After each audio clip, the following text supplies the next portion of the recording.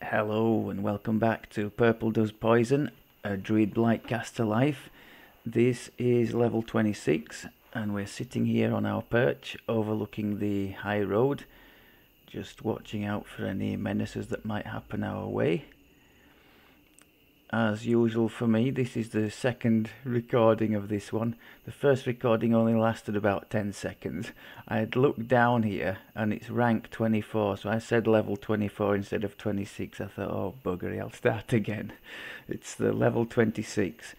So at 26 you get to choose some fairly significant things in your epic destinies, namely the third core. So we've got two there. This one is giving us a little bit more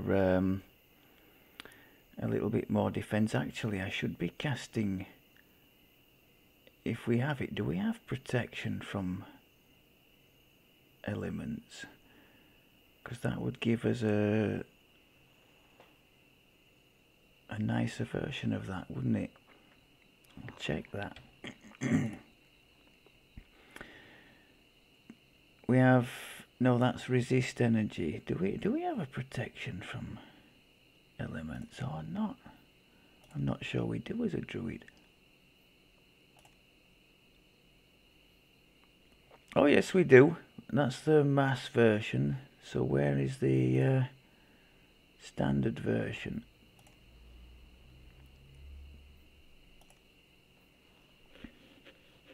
But it's in one that, well, we could just take the mass one.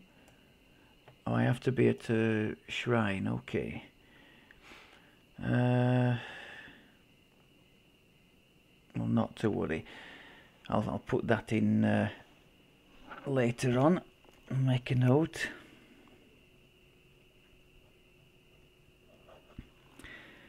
So regardless, that's still giving us, all these cores are giving us acid, force, poison, universal spell power, plus a secondary one, electric and cold. So very nice to have the third one of that. And also we've been able to go into here, more spell power, and we're making the enlarged spell, which normally costs 10 points, cost virtually nothing at 1. So that's further reduced the cost of our always on meta magic strategy. The third core in here is nice, more spell points, less spell cost, and also a chance for temporary hit points to trigger, and that triggers quite often on spell cast. So that's a very nice thing to tally with the temporary hit points we get from our enhanced shard storm, which you can see there, 25% of our max. Now our max isn't very much, I'm afraid. Even in Reaper it's not a great deal, so 25% of that is still something. It's not huge, not nearly as significant as it would be for my main character, or indeed for the purple warlock build, because he had quite a lot of hit points there, stacking all sorts of temporary hit points as he was. I still say this build would go very well with a build like that as a partner for it. So the big weakness that he's got, not being able to self-heal that well, would be masked by the fact the warlock was attracting all the attention and taking all the punishment, which would leave this character behind the lines to just hammer everything, which he does particularly well. Since we got the evergreen enhancement in the primal tree at 23, it's just been game on and rock and roll. I've been going through the epics on Reaper 2 mainly. If I switch it up to 4, I found that while offensively we can definitely cope, it's the defense that's the problem. I'm still wearing robe, so that's not helping to mitigate any damage, and anything that does hit us really smashes us very hard, because we have a very low, for an epic character, that is not clever. But most of the rest of the stuff, the fortification looks a bit on the light side there, but the rest of the stuff, these saves are all in the 50s in the Reaper quest, so that's good. The wisdom, as I mentioned in one of the past episodes, we could have half a dozen more on there with insightful wisdom, but I haven't got that on the gear. If I was doing like this build as a regular TR, like for some racial lives or something, I would definitely find a place to squeeze that on, either using the I think there's a store diamond you can get for +5 wisdom. I can't remember what level. +5 insightful wisdom. I can't remember what level you can take that at. Or just Kenneth craft it, maybe on some goggles or something. But regardless, our spell DCs are not too bad. We've got 2 conjuration extra in that tree, so we've got potential for 3 conjuration, and we've got potential to go in here as well and take 3 of something else. I can't see what the options are there. Likely be what could we, evocation? Maybe if there's necromancy on the table there, we could consider that for the contagion. I think both would be good options. Actually, necromancy might be an option in here in the shadow dancer if we get that far. I can't see us needing to put too many more points in here. Actually, we're not going to be going up to the last tier, because that's only available at the cap, and we're not staying at the cap, so we're pretty much done in here. So we'll take those spell DCs, and I think after that we'll start building up the Shadow Dancer. DDO would be nice, and that second core will give us some more force and universal spell power, and then reflex saves in here will be very nice to have.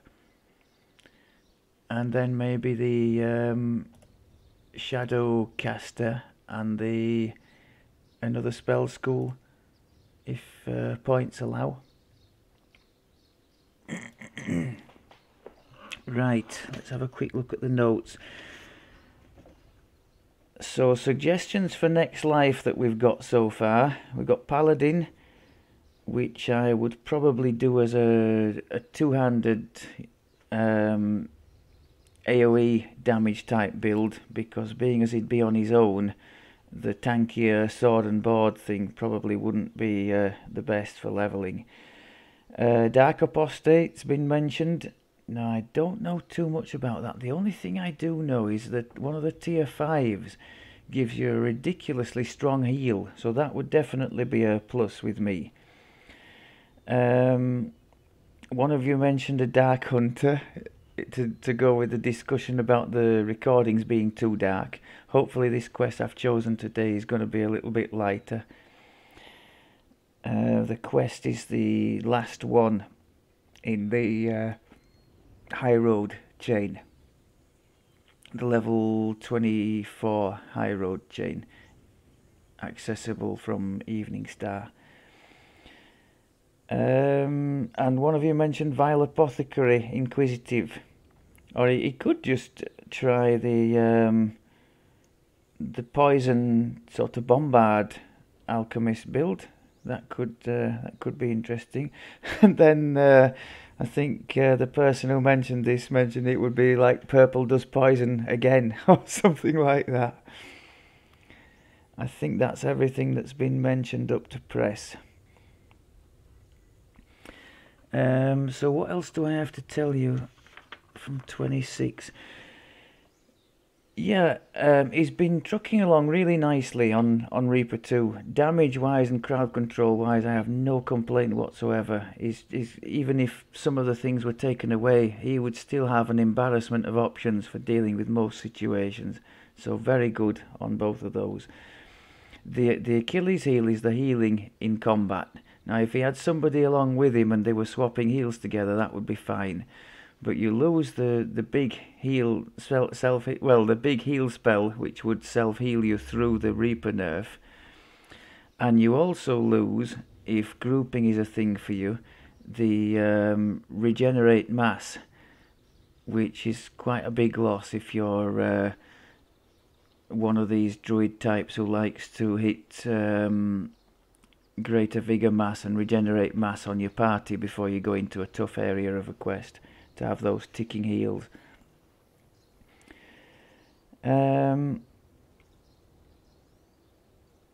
Yeah, I've mentioned that. Have any of you had a little look at the new forum yet? I had my first glimpse of it today. I'm not a big forum user or poster. I tend to just post when there's something like a bad bug in the game or something's gone really wrong. What was my last one? Oh yes, I'd done something with a sentient weapon, put some filigrees in there, and for some reason it wasn't giving me the bonus it was supposed to. And one of the kind souls on the forum, just in his own time, just analysed the whole thing completely and told me what to do to put it right. It was something else, that. So yeah, very thankful sometimes for the feedback that I get when I do actually post in there.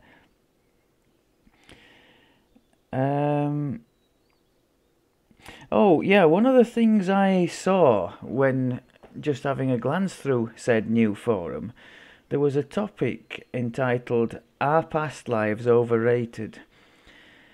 I think I've touched on this in the past, but I'm going to do so again because I think this is quite an important pitfall that newer players can fall into. And I say that with the benefit of hindsight because I was one of the ones who fell into it, thinking, "Oh, I'm going to have to, keep going around the old hamster wheel, get all these lives and those lives and these lives, and before my character will be half decent." Now, whilst it's true that there is a difference, especially in my opinion at the lowest levels, between a character with 100 plus past lives and a character with none, it will be noticeably easier to get through. But when you reach the cap, I think the difference lessens significantly. And in answer to the question, are they overrated? I think absolutely yes. There are things that that influence your results massively more than past lives ever could. Namely, the build and your understanding of its strengths and weaknesses, the knowledge of the content that you're playing, the gear that you've put together for the build, and the Reaper points that you have if you're well, even if you're not playing on Reaper actually, because if you're not aware, these cores, everything but the first core, are active outside of Reaper mode as well. So the most important one in my opinion is this one here, the fourth core in the Grim Barricade, 100 hit points and 1 on all saving throws. So that's the same as the legendary feat, legendary toughness. So really nice to have that. But yes, if you're playing on Reaper, these things will boost your hit points up something crazy as well. So that makes, I mean, if you think that, let's say, grinding through 3 barbarian lives would give you plus 30 hit points, you could get 4 Reaper points in the Grim Barricade tree.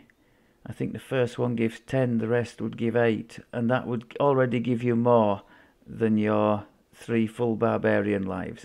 So that's to put that into context. That's provided you're playing in Reaper mode, of course. So yeah, too long didn't listen. Past lives are definitely overrated.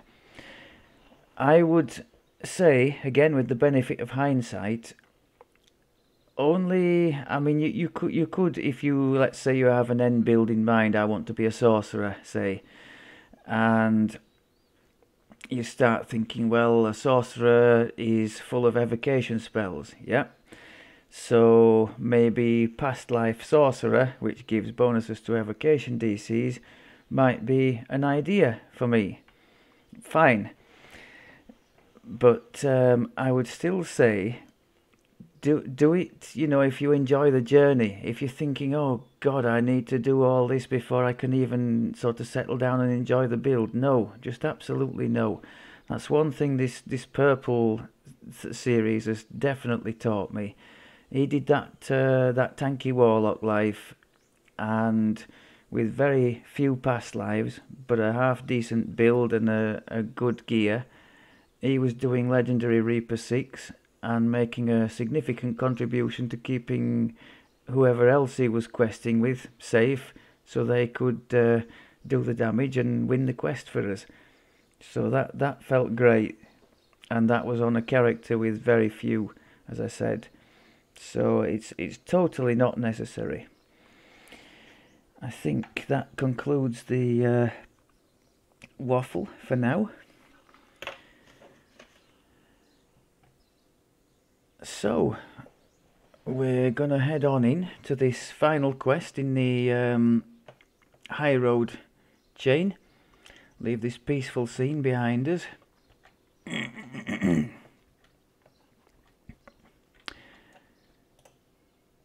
End of the road, appropriately called. So I'm going to stick with the Reaper 2.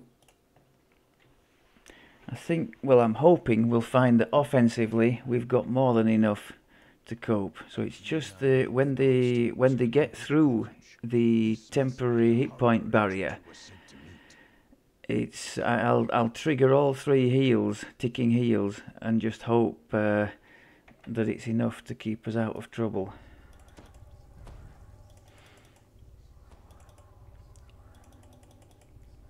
Now, ideally, because we've got things so much stacked in our favour, we can hit, you might recall, from such distance now, because everything is enlarged. We can hold things with the contagion and then follow it up with an acid well from extreme distances away. So the ideal would be to hammer groups of opponents without ever getting near enough to feel the pain from them. That's what I should be trying to do.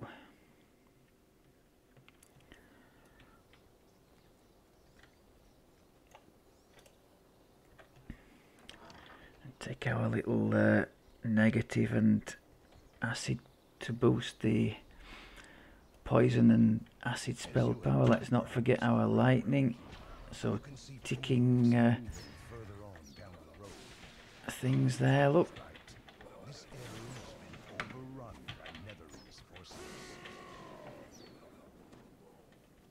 Now let's try it here from distance. Crud, they've seen me. Oh yes, if that wasn't an illustration of what the build can do, I don't know what was. That was awesome. And that's the kind of thing I want us to be doing from distance. So before they've even seen us, hold them, smash them, job done. Now here there's going to be a problem. There's some spiders here that we can't quite see, and we can't hold them properly either. Let's try the grasping thorns. Now the grasping thorns, as I mentioned in a previous episode, is benefiting from 2 enhancements now. The negative energy damage per spell level, and the vile thorns extra acid damage as well. Can we actually see what level we are casting that at?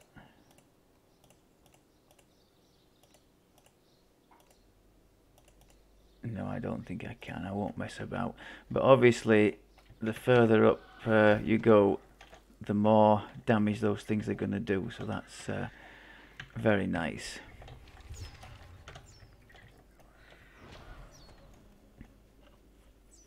If we're facing just the odd opponent, another thing I really like with this build, just flicking on the shard storm, having the lightning thing on in the background and just letting them die as we go along.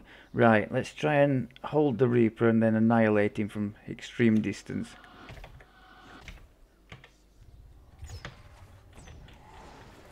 I cocked up because I pressed a couple of the spell-like abilities which do not have the enlarge attached to them, because we can't. Otherwise, that would have looked great too.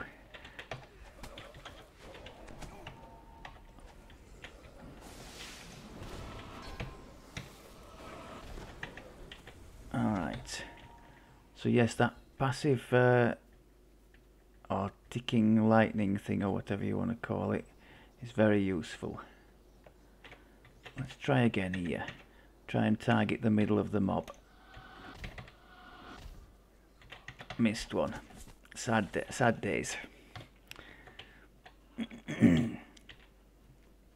But I'm thinking to myself all the time, if you have a build that can do things as abusive as that, then you should be in no trouble. As long as you can keep them at distance. It doesn't matter how many hit points you've got, or this is going to be a problem, is it? Nope. Okay. I was thinking because we can't hold them. Now these spell wards, what do we do about them? Oh, hello. What do you want?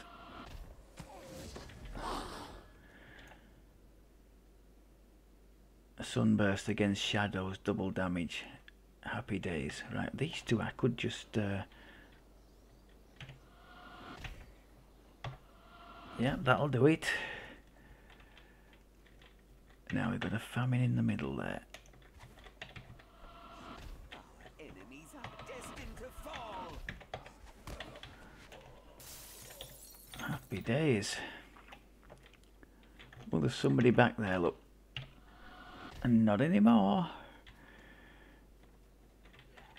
You've got to love the death from distance job. Very good. And for these odd single targets, I suppose I can just... yeah, I did. We did the lightning and the shard storm and they just died. Now, can we just target that wizard with the acid? Oh, we missed one.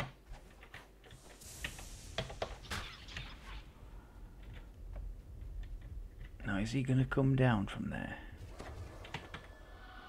He might do, but it doesn't matter now. Oh!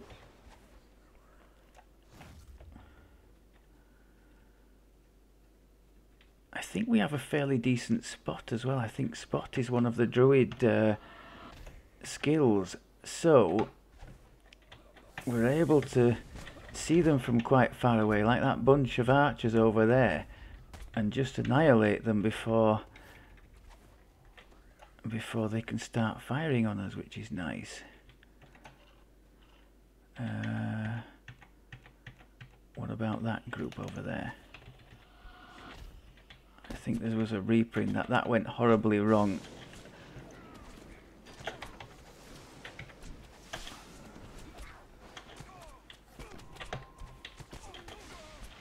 That spell didn't do anything, did it?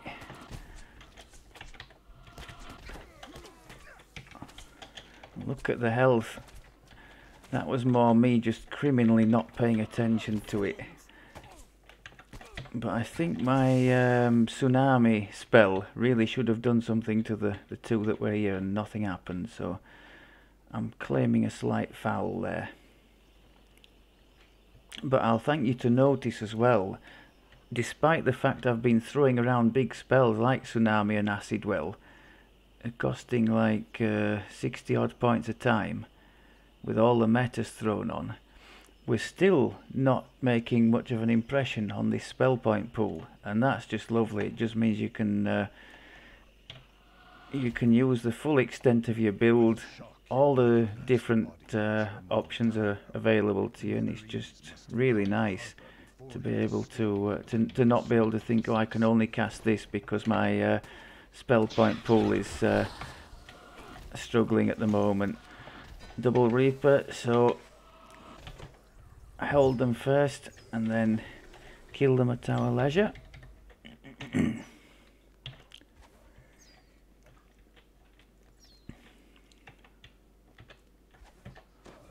Oh, that was a bad miss.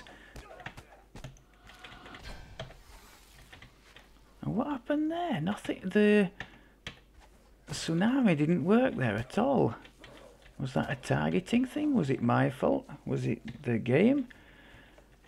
I don't know. Strange one, that.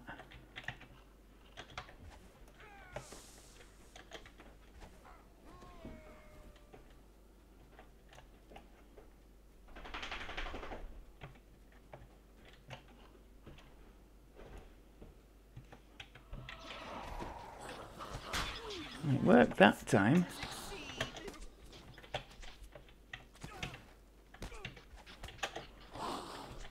there's some stuff fizzling here. I don't know if it's because, as one of you mentioned in the past, I'm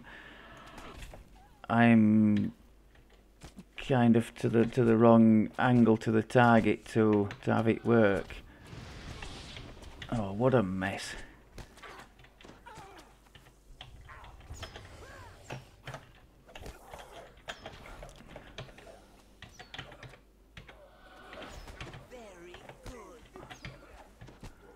That was as bad gets. Can I get back on here?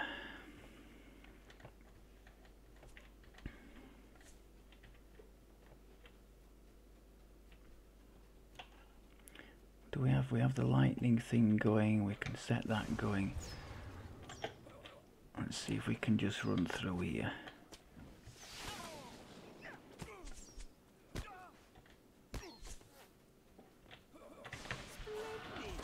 Oh, what a waste of an acid well. That was criminal.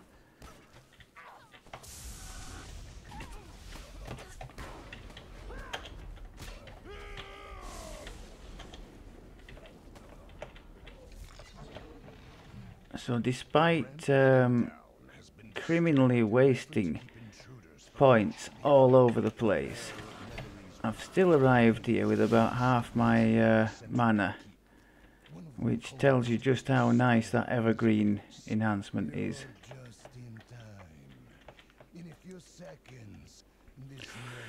So, what can we do? We can bear in mind for a start that this demon that's going to pop up should be your main target, because as soon as that disappears, just about everything else does as well, with the exception of the two wizards here, I think. So we can put some big lightning stormy stuff there. I can put our defensive dodgy thing on.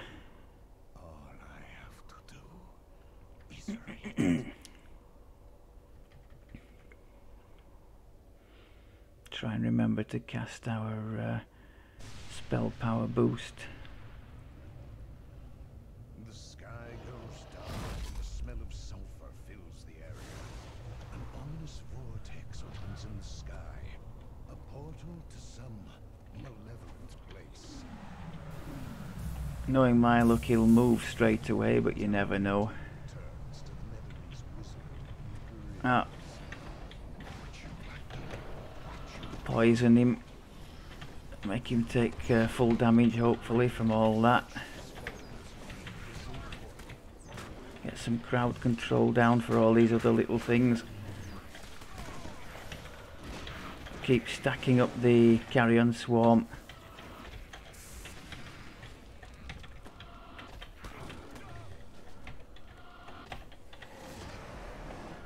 More crowd control, earthquake now in the middle as well.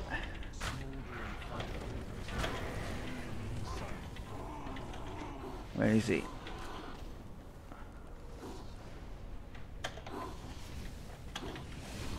Yes, nice. See, everything else has disappeared as soon as he's died. Suddenly, a pair of more familiar figures flicker into view. All slots are full, that's typical for me. Raves to you. We came the moment Elminster detected the portal opening. I admit that this assignment could have gone a bit more smoothly. Could have gone a bit more smoothly. I would say I played that pretty horribly, but the build still pretty well cruised through it, which tells you just about all you need to know. It's in my opinion, it's a good tree, the Blight caster, and a good range of spells. Some of the new things we've really been using, you know, to our advantage. This contagion thing for the stun, and being able to enlarge that so you can do like at distance. I mean, the Druid doesn't have access to anything like, say, the Sorcerer's Mass Hold, but this thing, as you saw in that last quest, is working a little bit like that. The AoE on it is quite big, and you can freeze from distance fairly large packs of things. So that, followed by the acid well when things haven't had a chance to move yet, is just devastating. Unfortunately for me, I started off quite well with that and then just kind of petered out. Obviously there are things it doesn't work against, like the spiders and that kind of thing, but you've got other stuff for them. Spiders you could have at, say, Earthquake, which is another one I've criminally underused. What else could we do against them? Tsunami would knock them down, like most things, when it's not doing its buggy thing. Right, I think I have waffled on enough. I think there's ample evidence there anyway as to the effectiveness of the build, and bear in mind as well, I'm doing this with still with the heroic Shan gear. There's some bits of, what are these? Ah yeah, I have updated some of the stuff to epic. So we've got some Cannith crafted. That's still an 11 boots golden greaves for the 15 DR.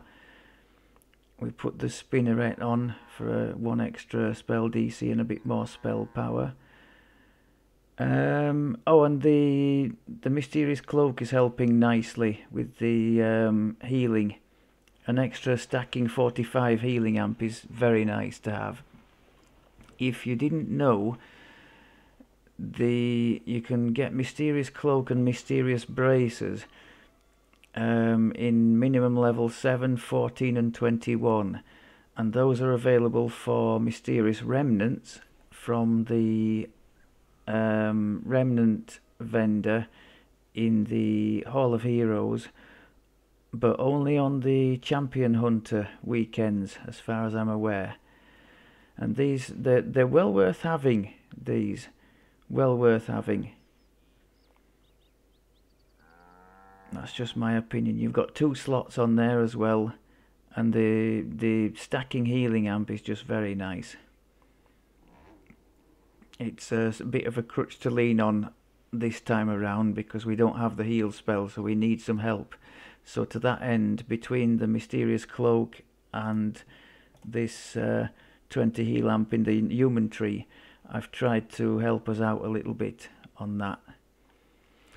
I think we've seen as well that the grasping thorns, the odd time I threw it, is doing decent damage. Things were walking into it and just dying in fairly short order, so that's good. That's kind of a theme, as I've said already, in this tree of crowd control doing damage, because you could stack the two together. I suppose if you felt especially cruel, you could put an earthquake and a grasping thorns, and things would be knocked down all over the place and held, and taking 2 lots of damage. In fact, the earthquake would do acid and force damage, and this thing, the grasping thorn, would do negative and acid. And I think, does it do... Oh, force as well. So force, negative and acid. No wonder it's doing so well.